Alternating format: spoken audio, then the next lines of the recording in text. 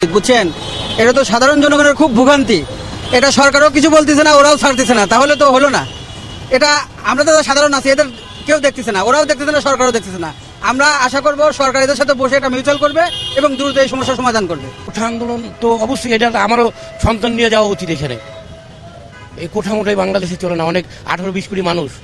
যদি আমরা কোঠারি দিয়ে রাখেন, মনে করেন এই 10 কোটি, আর বাকি মানুষগুলো কি রোহিঙ্গা। পৃথিবীতে বাংলাদেশে যারা সন্তান মানুষ করতেছে সবারই কষ্ট হচ্ছে। মুক্তিযুদ্ধ 71 সন হয়েছে, এখনো যদি তার নাতিপুতি সুবিধা নেয়, তাহলে তো এটা বাস্তব সম্মত হইতে পারে না। আইকার একটু টাইম নিয়ে ওইভাবে বের হতে হয় না। আমাদের মনে হয় যে আমরা সঠিক টাইমে পৌঁছে যাই, যার কারণে অগ্রিম কোনো প্রস্তুতি নেই। তবে আন্দোলন বা এই জাতীয় রাস্তা অবরোধের ইস্যুতে স্বাভাবিকভাবেই একটু মাথায় কাজ করে যে একটু আর্লি বের হলে কোন রাস্তা হয়তো ব্লক হয়ে যায়, এরকম ইস্যুতে হয়তো প্রস্তুতি অনেকেরই থেকে থাকে। জায়গা জায়গা আটকায় দেয় অবরোধের জন্য, আমাকেও সমস্যা হইতাছে। এই যে গাড়ি বন্ধ করে দিব, এখন কি করবো? আর কালকেও বন্ধ করে দিছি, প্রত্যেক জায়গায় তো গাড়ি চলেও নাই, মিরপুর রোডেও গাড়ি চলে নাই, আমরা এখন গাবতলী যা বন্ধ করে দিই।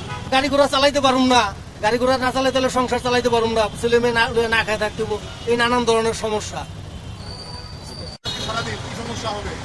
সমস্যা তো রাস্তাঘাট বন্ধ থাকলে তো যাইতে পারি না, রাস্তা এদিক দিয়ে বন্ধ থাকে, এদিক দিয়ে বন্ধ থাকে, কোনো দিক দিয়ে রাস্তা খোলা থাকে না, বহু সমস্যা আমাদের। ইনকামের আর মাহাজুনতার মানে না গো, ইনকাম চাই ফুল, দিন শেষ ইনকাম ফুল দাও, তা আমাদের তো বেতনা দিয়েও থাকে না, ইনকাম ফুল করতে দিই আমরা, তেলও তুলে পারি না লাস্টে।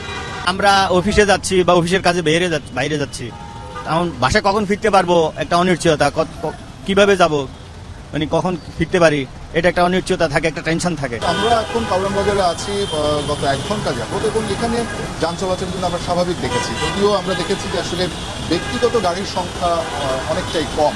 স্বাভাবিক সময়ে যেরকম ব্যক্তিগত গাড়ি দেখা যায়, সেই সংখ্যা আমরা কম দেখছি।